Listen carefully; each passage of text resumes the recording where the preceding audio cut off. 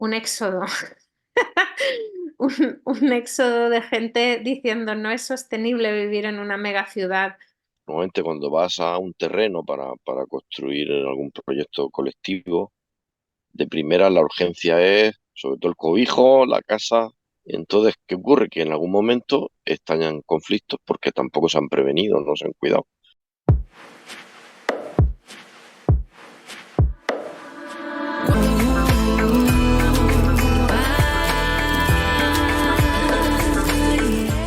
Estoy aquí con Elías López Ros, que es un facilitador de grupos desde hace muchos años, asesor de Ecoaldea, se podría decir, Elías, y, Ujú.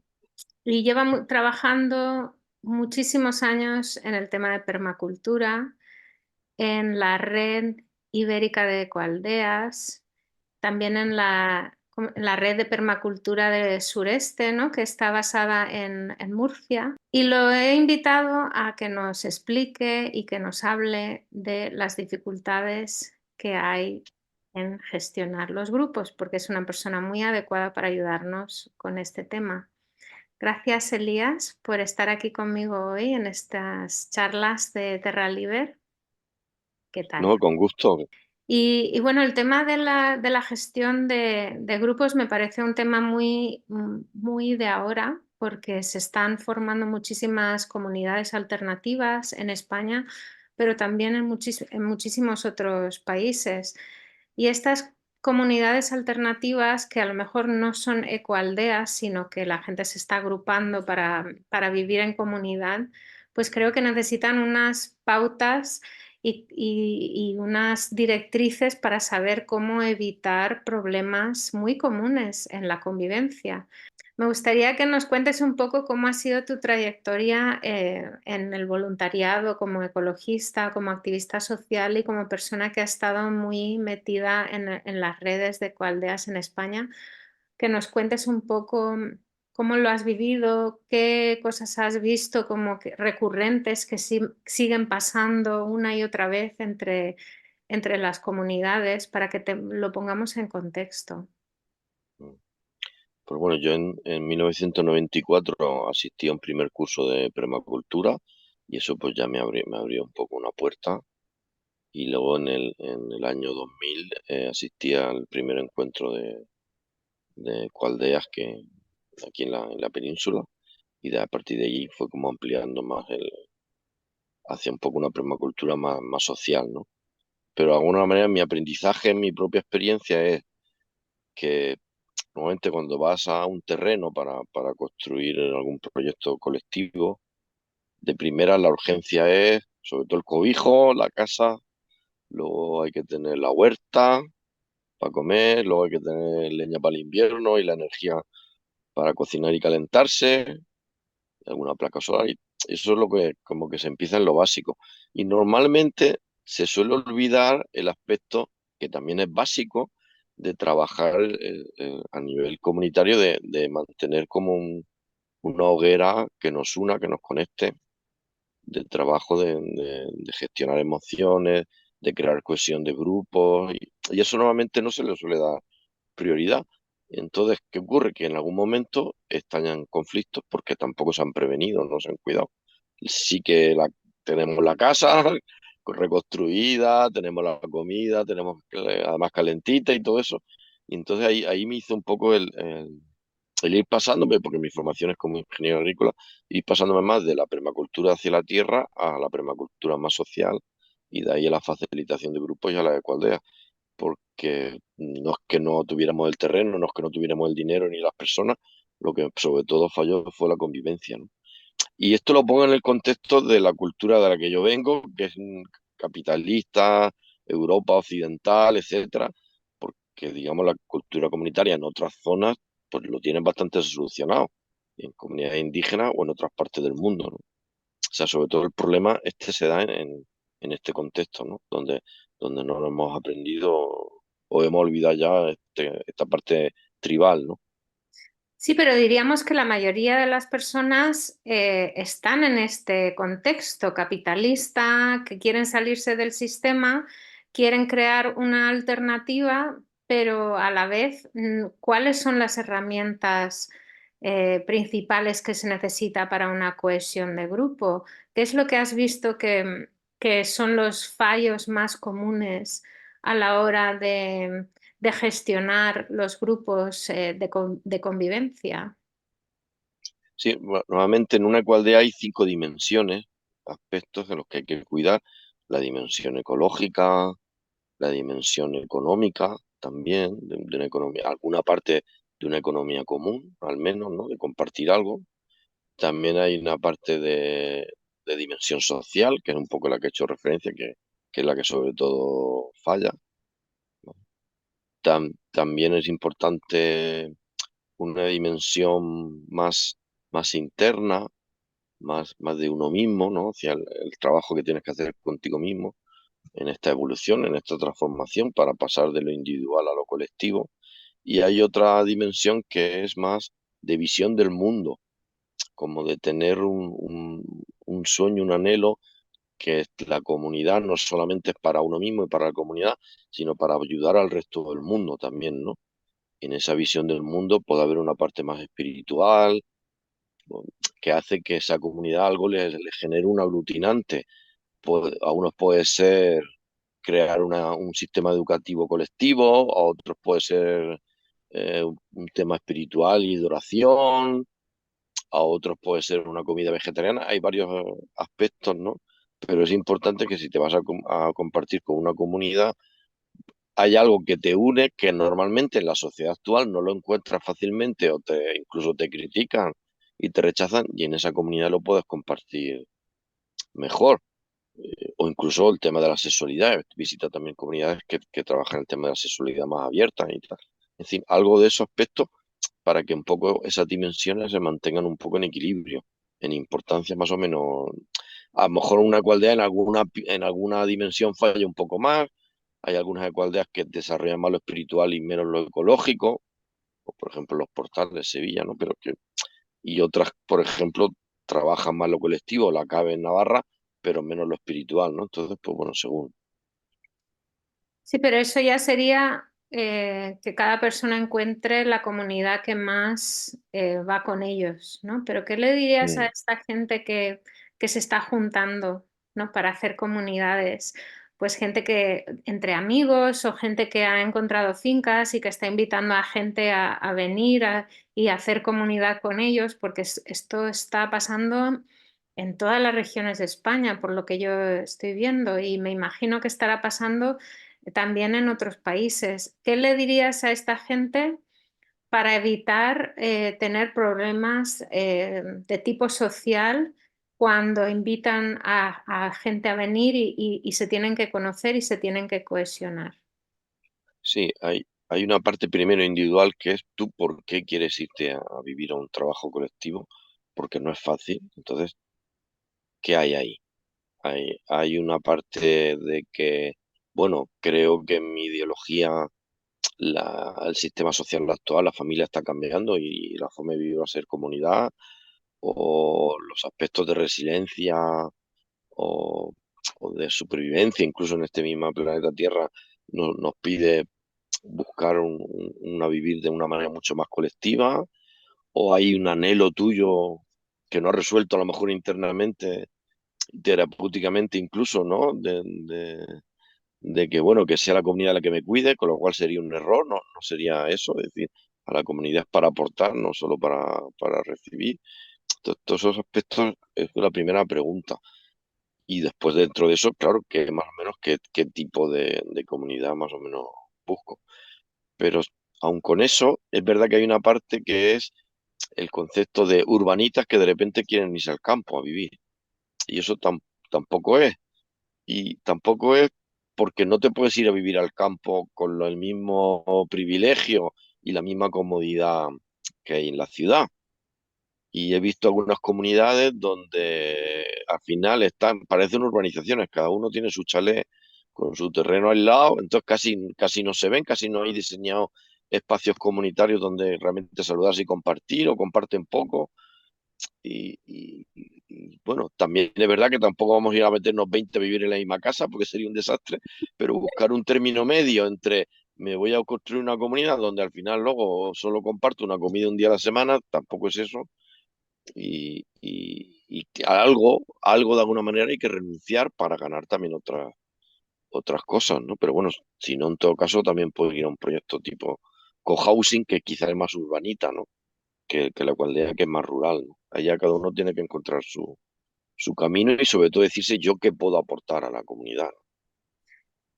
¿Y qué le dirías a las comunidades que ya están? O sea, las comunidades que están intentando salir adelante como espacios y sociales alternativos que están creándose actualmente, ya no al individuo que tiene que elegir irse o no No, irse o qué tipo de sitio se va, sino a la comunidad en sí que está viendo situaciones a lo mejor muy intensas de convivencia, ¿qué pautas les darías a esas personas? O sea, como regla general, si pudieras hacer así unas pinceladas grandes.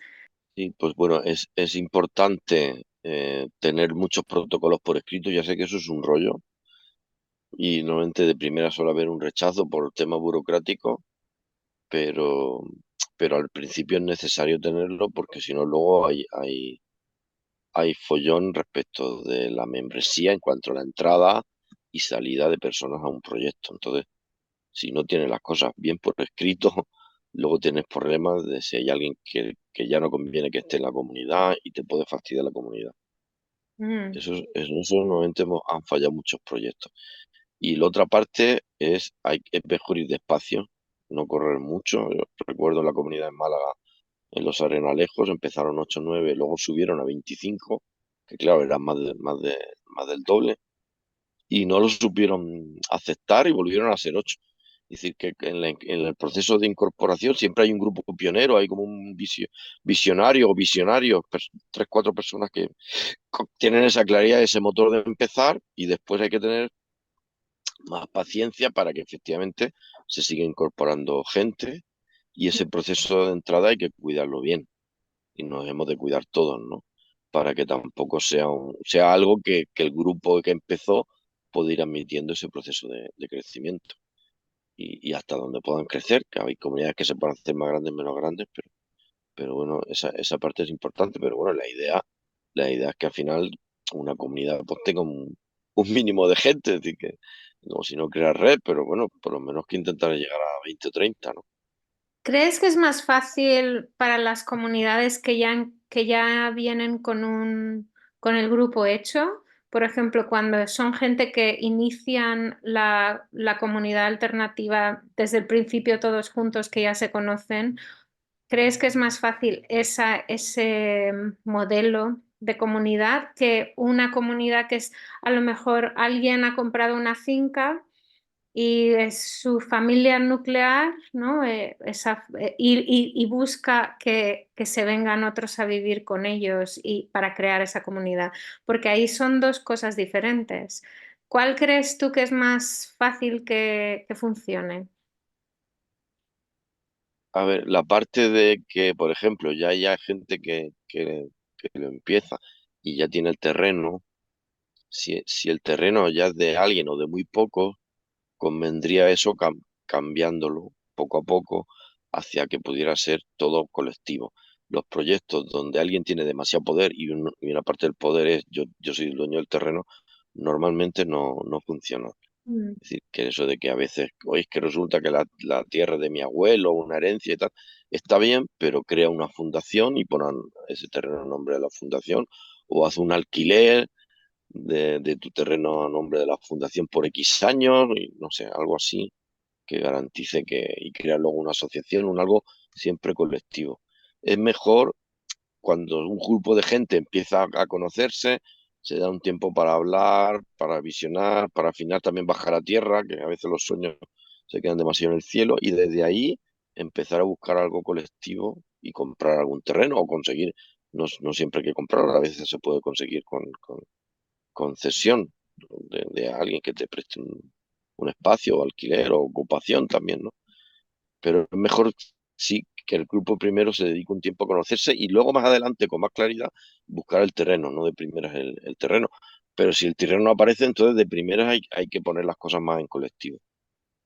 claro. Por ejemplo, el Cortijo de los Baños es un terreno que viene de una herencia familiar, entonces ahí convendría eso ir abriéndolo más, yo qué sé, ahí varía, ¿no?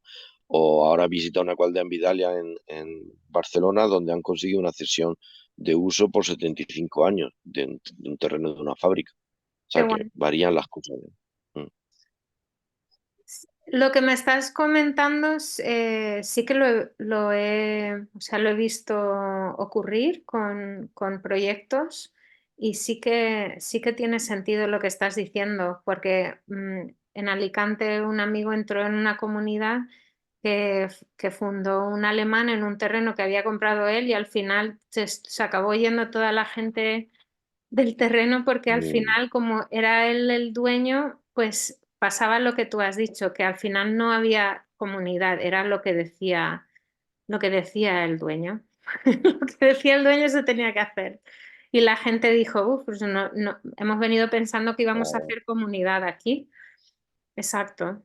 ¿Y qué talleres ofreces a las comunidades para resolver este tipo de cosas? Porque sé que tienes un abanico muy grande de como profesional y ofreces talleres de todo tipo, de risoterapia, expresión corporal, talleres de autoestima, o sea, y además de todos los talleres de permacultura que das porque sabes un montón sobre cultivar.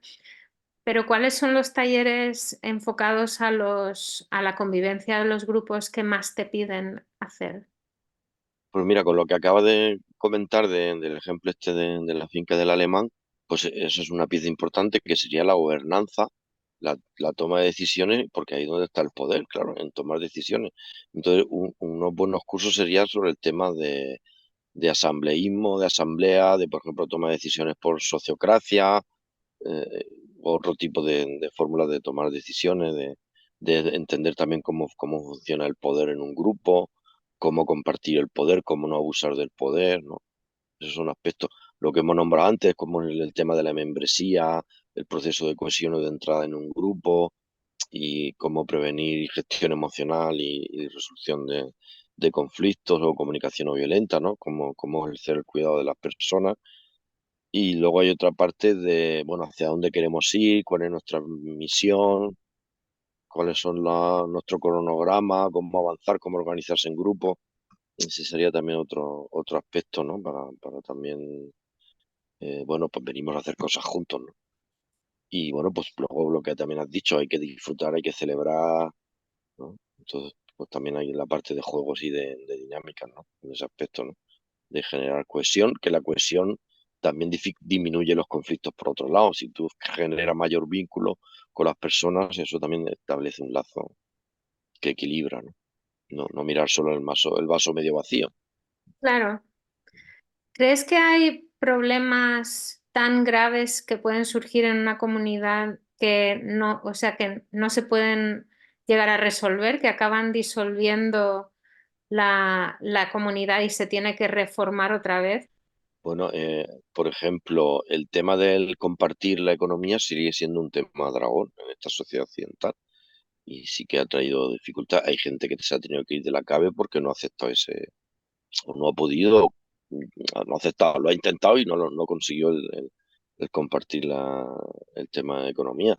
En Ocouso, un proyecto que había en Galicia, cerró porque tenían la frase un poco era de aporta lo que quieras y coge lo que necesites y al final había más de lo segundo que de lo primero y claro, pues al final la cesta se vacía, la caja se queda vacía. Así que, y Claro, luego, por otro lado, en una comunidad espiritual, por ejemplo, los portales, tienes que tener un compromiso de trabajar con los sueños y entonces para eso también y un compromiso terapéutico, y hay veces que no lo puedes conseguir, ¿no? Y pues es sino sí de que la gente pues se tenga que marchar, es decir, que hay un compromiso, el compromiso fue fuerte. o sea que dependiendo de los compromisos que se tengan, como, como en cada comunidad tiene diferentes compromisos, dependiendo de esos compromisos, pues, lleva a la cohesión o a la ruptura. Que entonces, por lo que dices, lo que veo como sumamente importante sería que desde el principio, o si no se puede desde el principio, porque la comunidad ya se ha formado, que tengan siempre claros los objetivos grupales y que tengan los protocolos básicos, como tú bien has dicho, o sea, que haya algo por escrito, que cuando surgen esos conflictos, que se pueda hacer referencia a esto se dijo que se iba a hacer así, tal día, tal fecha, tal año, y seguimos cumpliendo esto en esta comunidad, ¿no? Y cada comunidad forma sus propias normas, me imagino. Mm. Pero ¿tú piensas que hay unas pautas básicas que todas las comunidades, para ser coherentes o para poder sostenerse como comunidades humanas, hay unas pautas básicas que todas tienen que seguir? Bueno, sí estaría bien esto que por ahorrar tiempo es, aunque tengas escrito en medio folio, por una cara, oye, mira, esta comunidad es de este estilo y estas son nuestros objetivos principales, nuestras líneas rojas, nuestras piedras angulares, porque si, y así puedes saber si esta comunidad te conviene o no te conviene. Luego lo intentas, por principio dices, pues sí, creo que me conviene, lo intento, luego lo has conseguido o no lo has conseguido, ¿no? Pero esa parte sí tiene que estar bien. Y luego lo que hemos dicho del tema de la garantía de la tierra, porque por ejemplo en Fraguas, un proyecto que había en Guadalajara, tuvieron que dejarlo porque al final el terreno no era suyo, eran ocupas y el dueño reclamó y perdieron, en fin, no sé si llegaron al final a juicio, creo que sí que perdieron algún juicio, ¿no? O Ya, sea que por eso que hay ciertas cosas que aunque sea una cualdea y podamos vivir de una manera diferente, hay ciertas leyes que al final estamos dentro de la Unión Europea, de España, etcétera, ¿no? O, o, por ejemplo, por la CABE también se tuvieron que meter a juicio con una persona que vivía allí, que se quería llevar las vacas y la CABE no, las vacas son de todos, son comunitarias. Y efectivamente ganó la CABE, se quedaron las vacas, se marchó la persona. Entonces, hay ciertas cosas que de primera, si no están muy claras y bien hecho por escrito, luego generan conflictos, porque si das por supuesto algo, pues luego se generan conflictos porque la letra pequeña no estaba clara. Yo creo que eso es fundamental. es Y también fundamental. hacer periodos de prueba. Haz una visita de un mes, luego haz una estancia de un año, después, venga, ya podemos hacerte un periodo de 3 años, después ya te puedes quedar definitivamente, ir dejando espacios para que cada uno vaya chequeándose. Eso es fundamental también. Claro, eso dices para que las comunidades Mm, gestionen como tiempos de prueba para la gente, ¿no? Que no los admitan directamente de primeras, ¿no? Pues primero vienen una estancia más corta mm. y prueban y se puede decidir, pues sí encajas o no encajas. Es como elegir una familia, ¿no? Y que la familia también te tiene que elegir de vuelta. Bueno, es que es un encuentro mutuo en el Claro. que tú tienes que conocer a la comunidad y la comunidad también te tiene que conocer a ti. Que animar a la gente a eso, a repoblar, sobre todo, que vayamos a repoblar. A repoblar aldeas. Que el cambio que viene ahora es, hay gente que es cada vez más va a dejar la ciudad y va a ir más a lo rural.